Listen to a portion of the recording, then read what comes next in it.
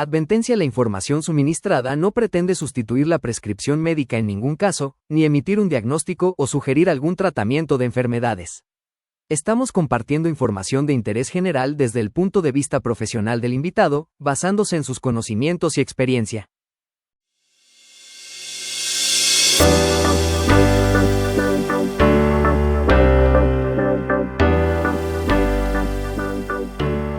A todos, bienvenidos a un nuevo episodio de A Parlar, un espacio creado por mamás y papás para toda la comunidad. En esta ocasión hemos querido hablar de un tema que yo creo que no pasa desapercibido para nosotros como papás, que algunos hemos tenido que hacer uso de estas terapias. Y ese tema es los trastornos o patologías del lenguaje, sus causas y consecuencias. Si bien es cierto que el lenguaje es esa habilidad innata con la que todos los seres humanos nacemos para podernos comunicar durante nuestra estancia aquí en este plano, a veces esa habilidad no se desarrolla de la manera adecuada con respecto a pasando el tiempo y la edad de la persona. Por eso hemos querido invitar para que nos ilustre sobre este tema a una especialista. Ella es fonoaudióloga con especialización en rehabilitación de la discapacidad de la comunicación infantil, con más de 10 años de experiencia en este campo, pero también es mamá del centro. Ella es Diana Van Lenden. Bienvenida, Diana, gracias por haber aceptado la invitación de A Parlar a compartir esta información tan importante para nosotros. Cuéntanos un poquito de tu experiencia. Hola, Diana, pues muchas gracias por la invitación también, muy interesada en saber y en dar información de qué es el habla, cómo se comunica un niño, cómo está en toda esta parte del desarrollo del lenguaje. Llevo más de 10 años de experiencia y me ha dado la capacidad de poder ayudar a muchas personas y ayudar a muchos niños que sufren de estas patologías y muchas veces no tenemos la información completa y eso hace que la dejemos desapercibida y pase el tiempo y llegue a unos campos que no. Claro, eso es cierto. Y tú en tu experiencia has trabajado, tu especialización, como lo mencionábamos, es en el campo de la comunicación infantil, pero también trabajas con adultos, ¿verdad? Sí, en fonoaudiología entramos en una forma transversal en todas las edades. Estamos desde bebés hasta adultos, tanto en la adquisición del lenguaje como en la pérdida del lenguaje cuando ya estamos adultos. Entonces, transversal lo coge todo. Sí me especialicé en rehabilitación infantil. Esta área, pues, en asistencial se trabaja en toda la parte escolar, pero pues he tenido ya en todo el campo de la discapacidad. Vale, perfecto. Entonces, ¿te parece si empezamos por esa palabra que nos suena un poquito hospital a veces, la patología? ¿Qué es eso de la patología del lenguaje? Pues quise dividirla un poquito. Patos significa enfermedad, logía, estudio de la patología, de la enfermedad. Entonces aquí nos vamos más con la enfermedad, con esas causas y con esos síntomas que se nos van presentando. Si nos vamos al lenguaje o nos vamos al habla, como tal, estaríamos marcándonos más en una dificultad articulatoria o fonética o fonémica, que nos estaríamos yendo en esos dos campos, pero la patología es el estudio de esa enfermedad y esas causas. O sea, es decir, como esas enfermedades que se dan alrededor del desarrollo del lenguaje. Sí. ¿Sí? Bien. ¿Y qué tipos de trastornos se pueden dar en este campo del lenguaje? Bueno, en el lenguaje nosotros tenemos en habla, tenemos en lenguaje puro, tenemos en voz, tenemos en deglución, y todas esas hacen parte de todo el campo de fonoaudiología. Entonces, si estamos hablando de habla, estaríamos hablando de unos procesos fonéticos, que son los que más vamos a hablar hoy, porque son los que tenemos desde los 3 años en infantil y vamos subiendo con esos procesos que nos van causando algunas dificultades. Están los fonológicos, que ya se nos vienen a representar en una parte más de aprendizaje, y están las disfluencias, que es la parte de la tartamudez, que la llevamos también en el tema de desarrollo evolutivo, pero también estamos en una dificultad. Okay. Para ponerlo en términos un poquito más simples para los papás que nos escuchan o nos ven, Cuando tú hablas de fonéticos, te refieres a la pronunciación de las palabras, ¿verdad? O de las letras, ¿no? De las letras. Exactamente, de las letras. Entonces, fonético simplemente es cuando cambiamos una letra por otra, o la omitimos o hacemos sustitución. Entonces, en vez de decir casa, decimos sasa. Entonces, cambiamos la S por la C y estamos en esa transformación de la palabra. Okay. Sin embargo, el significado queda igualito. Yo digo sasa y es el lugar donde vive una persona. Okay. Lo pronuncian de esa forma, pero para ellos es la casa. La casa. Okay. Y ya cuando le hacemos un cambio a esa palabra, ya nos estamos poniendo en fonológico. Okay. Que ya, ¿sí? si el significado no está correcto, yo digo casa y de pronto me dice, no, es que la casa es para patearla. Ya completamente estamos invirtiendo y no nos está dando fonético nomás. Ya nos fuimos a una parte fonológica. Es el significado de lo que está diciendo, lo que cambia ahí, tenemos problemas con eso. Sí. Perfecto. Y el tercero que ya, ¿cómo es tu término técnico para la tartamudez? Disfluencia. Exacto. Entonces vamos por, o sea, se pueden ramificar en esos tres principales campos. Digamos que sí las podemos poner en esos tres campos grandes, pero por todas pueden ser evolutivas. Todas van cambiando a modo de evolución, pero cuando ya se instaura esa evolución y no se produce, ahí es cuando tenemos que buscar esa ayuda o ya tenemos una dificultad. Y ahí es donde tenemos que entrar a trabajarla. Vale. Bueno, y cuando hablamos de fonéticos o articulatorios que nos mencionan, estos tienen más que ver es con toda la musculatura y el aparato fonador, el cráneo, la boca, dientes y demás, ¿verdad? Sí, entran todos los campos. Nosotros llamamos órganos fonoarticuladores. Llamamos toda la parte orofacial que estamos trabajando y es la producción inadecuada de esos fonemas en ese momento. El fonema en este momento se marca como la letra como tal, el sonido, cómo la estoy diciendo, cómo la estoy produciendo. Ok, perfecto. Y cuando hablamos de fonológicos, que como nos mencionabas, es cuando cambia el significado de esa palabra, de esa frase, ya tiene de pronto que ver un poco con otro tipo de trastornos, ¿verdad? Sí, ya nos vamos a un TEL, que es un trastorno específico del lenguaje, por ejemplo, o ya podemos estar yéndonos a una dificultad de aprendizaje, que es diferente a esta parte del habla. Ok, pero es bueno tenerlo en cuenta, porque a veces uno le dicen fonoaudiología y tal vez no tenemos en cuenta que no es solamente la pronunciación, sino que si hay algo más allá, podemos estar hablando que un niño puede estar desarrollando, o niña, otro tipo de trastornos además de este del lenguaje, ¿no? Sí, es cierto. Bueno. Eso se puede presentar. ¿Y cuáles son las causas de esas patologías que nos has comentado? Bueno, hay causas que pueden ser genéticas, que las traemos desde antes. Entonces, mi papá no producía la R, yo tampoco la pronuncio porque genéticamente pues no la pronuncio. También puede ser otra causa de que tengamos dificultades del movimiento de órganos fonoarticuladores. Entonces, ¿qué quiere decir esto? Que si mi lengua está con el frenillo lingual, que es una telita que tenemos en la parte inferior de la lengua, si ese frenillo está cogiéndome, pues no va a pronunciar una R, y eso me va a producir un proceso fonético de la R. Entonces, pero ese ya es un problema físico como tal, ¿no? ¿Y eso lo arreglan con cirugía? ¿O? Sí, vamos a maxilofacial y maxilofacial hace el corte y hacemos pre y post en la terapia. ¿Qué quiere decir? Reconocemos sonido y después lo instauramos. La mayoría de los casos generalmente salen perfectamente y logramos la producción correcta de este fonema. Bueno, ya saben, los casos tienen solución casi que todos.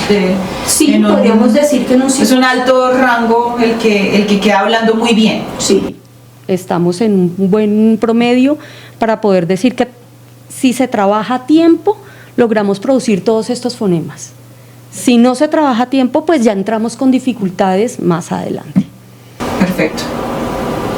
Bueno, ¿y tienes alguna otra causa además de esa que tú dices que se hereda porque el papá no no pronunciaba la R, entonces el niño no la va a pronunciar tal vez. ¿Hay alguna otra situación, circunstancia contextual que haga que el niño no pronuncie correctamente las palabras? Sí, hay una parte que es alimenticia. Entonces venimos en esta parte de alimentación y es el niño que desde muy pequeño no come carne grande, por ejemplo, que no come unos trozos grandes sino trocitos muy pequeños. Entonces la maduración de los órganos articuladores no se da y esta parte es la que hace que no se produzcan los movimientos para realizar este fonema. Entonces cada vez va marcándose más un desnivel o un desfase en esa parte de la adquisición de las letras. Entonces, si no comemos bien, es simplemente no estamos moviendo la lengua de una forma adecuada y esto hace que no produzcamos estos fonemas a distancia.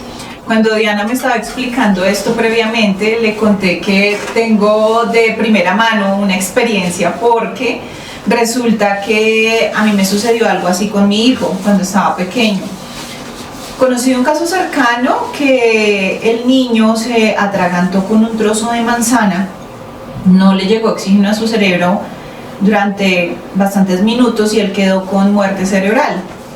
Entonces yo, al conocer de ese caso, después de que tuve a mi hijo, el miedo era impresionante a darle comida en trozos.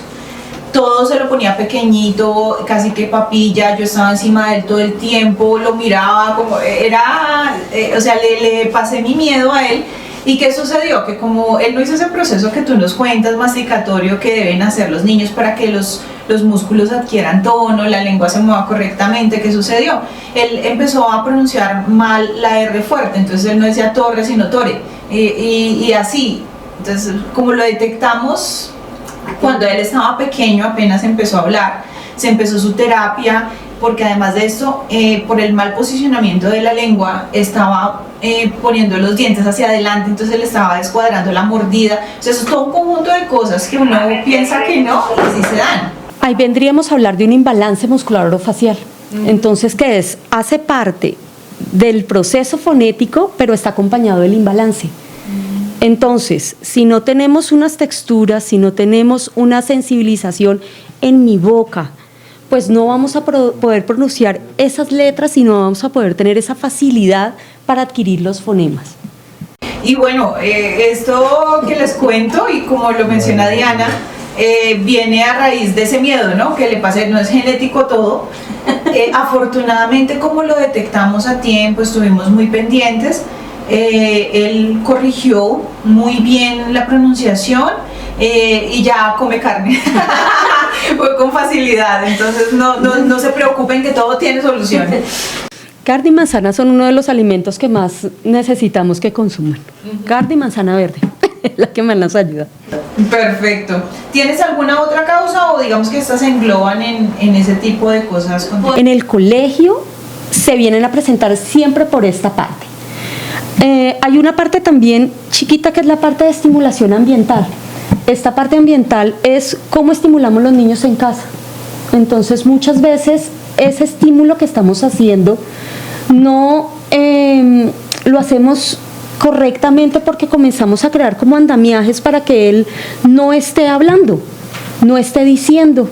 Simplemente le completamos cada uno su articulación y le completamos todo lo que él tiene que decir. Entonces es el niño que maneja muchos gestos, es el niño que dice quiero y señala porque simplemente no estamos estimulándole para que me diga cada letra, cada fonema o cada palabra. Entonces está esta parte ambiental.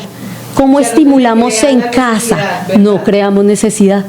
Entonces, cuando evaluamos, miramos si cumplen objetivos comunicativos. ¿Qué quiere decir?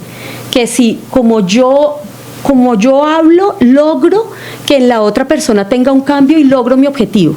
Si yo ese cambio no lo logro, es porque no los estoy cumpliendo. Entonces, ahí es cuando estamos detectando que hay una dificultad y necesitamos comenzar a trabajar.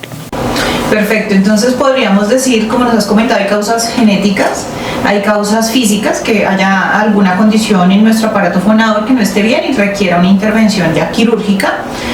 Tenemos también las causas ambientales, sí. Y lo que tú hablabas acerca de como este mal proceso que se llevó tal vez en la transición alimentaria, ¿verdad? Sí, está la parte. Entonces podríamos hablar de esas. Bueno, ¿y cómo impactan estas patologías la vida de un niño o niña? A corto plazo ya sabemos qué es lo que está sucediendo, que no se está pudiendo comunicar eficientemente, pero a mediano y largo plazo, si no hacemos una intervención adecuada, ¿qué sucede? Listo, a mediano plazo, entonces estamos hablando del niño que comienza un código lectoescrito. Entonces no hay discriminación de los fonemas, no hay una diferenciación de esos fonemas y podemos llegar a transferir lo que estamos hablando a escribirlo. Entonces esta escritura hace que sea incorrecta y ya ahí nos estamos entrando a una patología pero de aprendizaje. Entonces unimos dos patologías, viene un desfase del desarrollo del lenguaje que lo podemos unir a unos procesos fonéticos y terminamos en un problema de aprendizaje.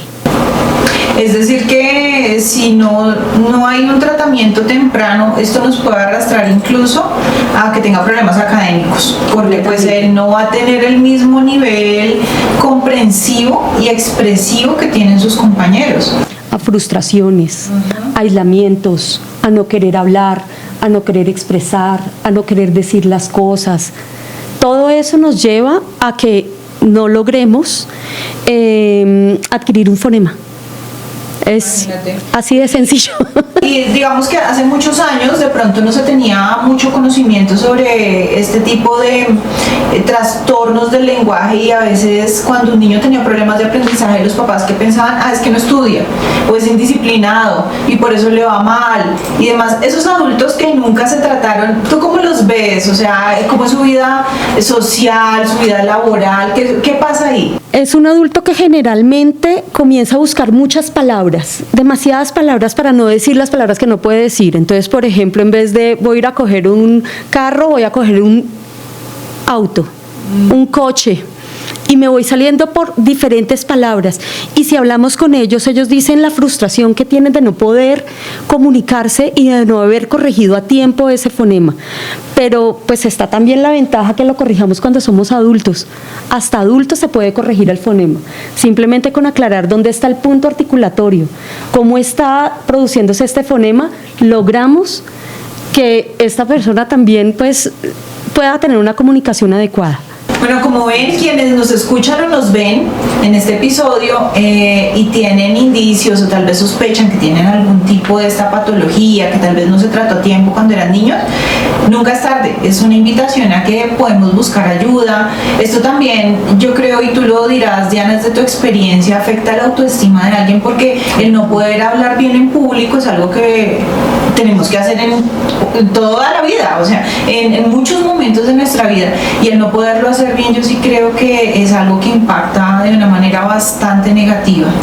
Sí, se puede solucionar, se puede mirar, se puede estudiar y se puede lograr que tengamos una comunicación adecuada. Ya en este momento, teniendo conocimiento, ya, por ejemplo, una S, una R, una X, ya la podemos pronunciar, ya no podemos decir éxito sino éxito.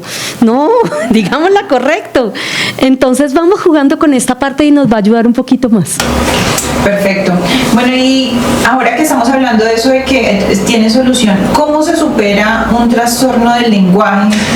¿Es totalmente superable o reversible? ¿Cómo es ese tema? Bueno, cuando estamos hablando que es una dificultad del habla, nosotros estamos moviéndonos en una parte de evolución. La evolución va caminando, la evolución va cambiando, nunca es estática. Muchas veces me dicen, no, déjelo hasta el final que él lo logra solo. Solito lo va a lograr. No, busquemos si es necesario ese apoyo. Si ya nos dimos cuenta que una S, una D, una L no salió alrededor de los 2 años, 3 años y medio, ya busquemos algo que nos esté ayudando, porque muy seguramente o no estamos comiendo bien, sí. o simplemente no estamos haciendo el proceso adecuado. Antes decíamos que estaba en normalidad. Ya en normalidad tendremos que salir de ese término, sino decir adecuado para ellos. Si tenemos un buen estímulo, si estamos comiendo bien, si los movimientos y estructuras de los órganos articuladores están bien, pues miremos qué es lo que está inadecuado y qué se está cambiando. y ahí podemos comenzar a ayudar. ¿Qué se hace? Se inicia una terapia. Dependiendo de la fonoaudióloga, yo por lo menos soy de las que piensa que a veces es mejor calidad de sesión que cantidad de sesiones. A mí me gustan los tratamientos mucho más rápidos y mucho más donde involucro a papá y a mamá. ¿Qué quiere decir? Que yo en consulta no trabajo solo con el niño, sino trabajo con los papás para que me hagan el apoyo en casa. Porque estas terapias que duramos 20, 40 sesiones, sacando un fonema, pues no es lo ideal. Si logramos trabajar y encontrar cuál es la falla, pues la terapia va a ser mucho más dinámica. Y aquí nos vamos ayudando. ¿Qué quiere decir? Doy estrategias para que en casa se logre esa producción. Entonces esa parte nos ayuda mucho. Yo por experiencia les puedo decir que esto que nos está contando Diana es totalmente cierto, porque las terapias de mi hijo no fueron 1000, fueron pocas, pero nos dejaban tarea para la casa. Teníamos que hacer ciertos ejercicios con algunos elementos específicos y cada sesión nos cambiaban los ejercicios, pero fue algo muy rápido. Si se detecta muy fácil, salen rápido.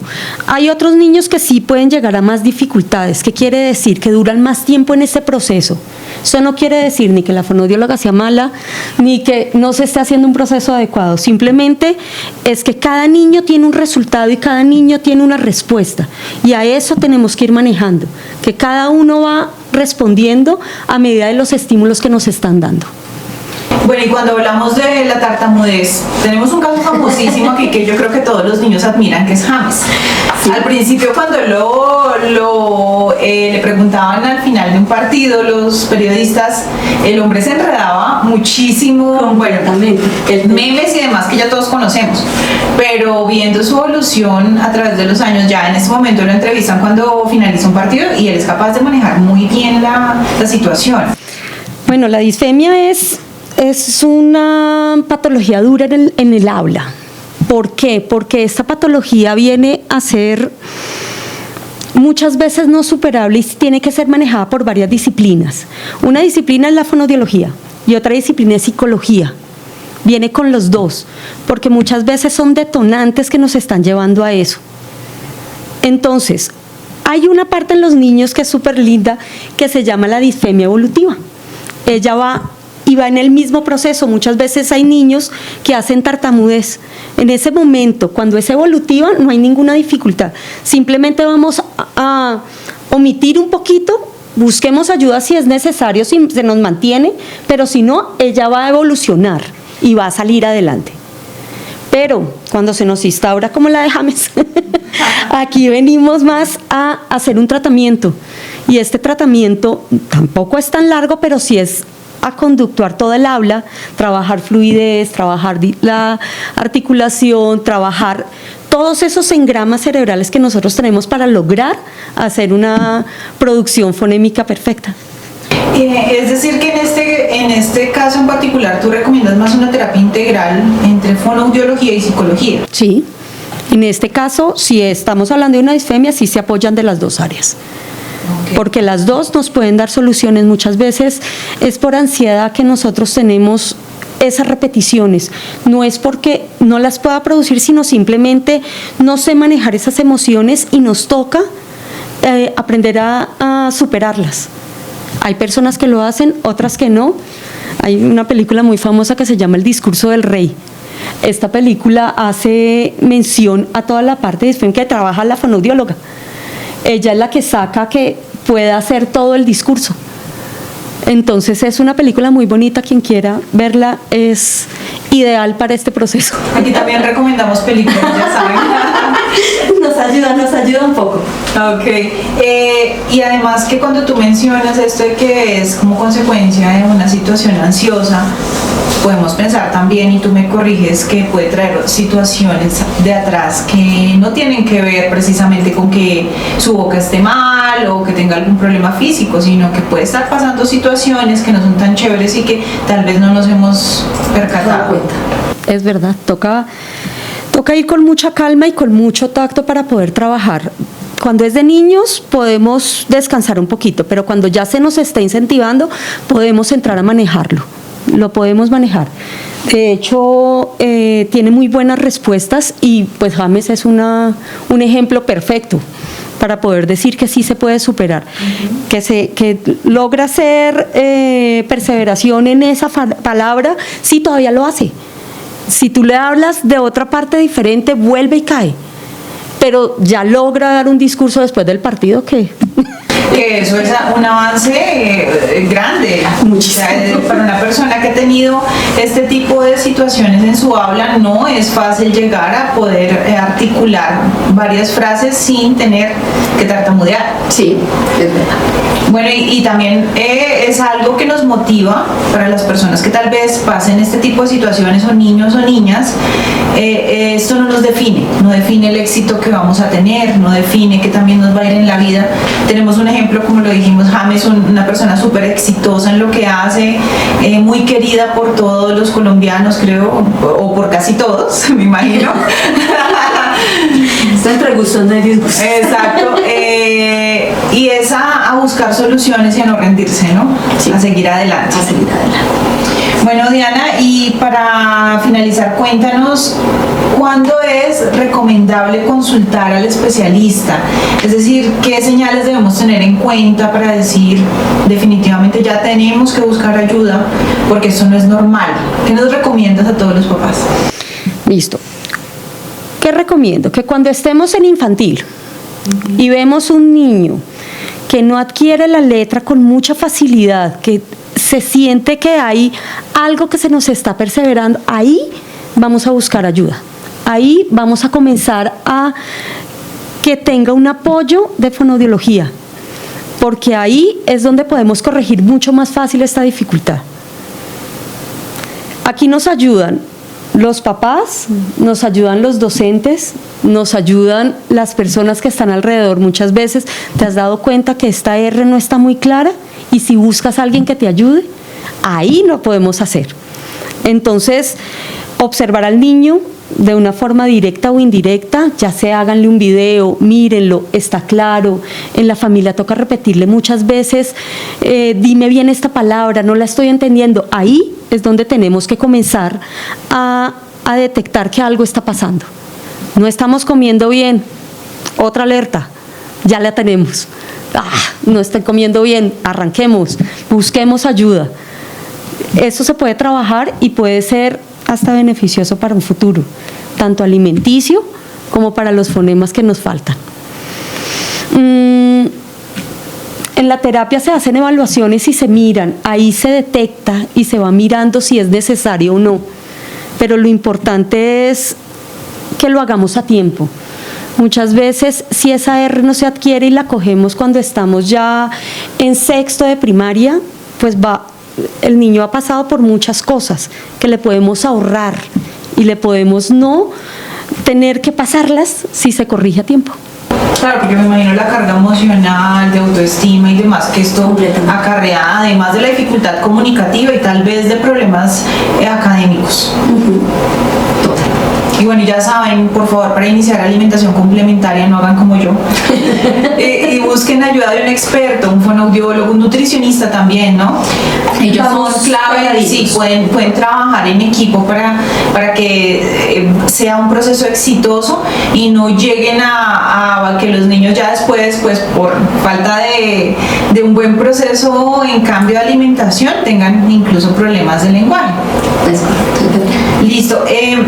Yo sé que no es tu campo, tú trabajas más lo que pues ya nos has comentado, pero también hablamos que cuando son trastornos o patologías fonológicas, ya tal vez vengan con otras cosas de base como un autismo o cosas así. ¿Recomiendas a los padres que observen en la conducta de los niños? Porque no estamos tratando aquí de diagnosticar nada, pero sí de darles indicios para que ustedes tomen medidas a tiempo. ¿Qué señales pueden ver los papás para que puedan consultar con el experto correspondiente? Bueno, la primera señal es que no se comunique, es que no hable, es que no diga las cosas. Desde el año ya arrancamos a tener un juego vocálico proprioceptivo. Tenemos una sonrisa social que se da casi desde los 6 meses. Si nosotros estos pasos que nos está dando el pediatra y en revisiones no tenemos, comencemos a detectar que algo está pasando y comencemos a estudiarlo. Ya en este momento, digamos, el autismo está muy estudiado en el sentido de que hay muchas estrategias para poderlos manejar. Estos sí llevan a unas terapias mucho más largas, mucho más extensas, porque necesitan mucho más apoyo. Pero para detectarlo, por ejemplo, si tenemos un aleteo, si tenemos estas perseveraciones en mano, esos estímulos que estamos haciendo, ya podemos detectarlo. Que es como un movimiento que siempre se dice.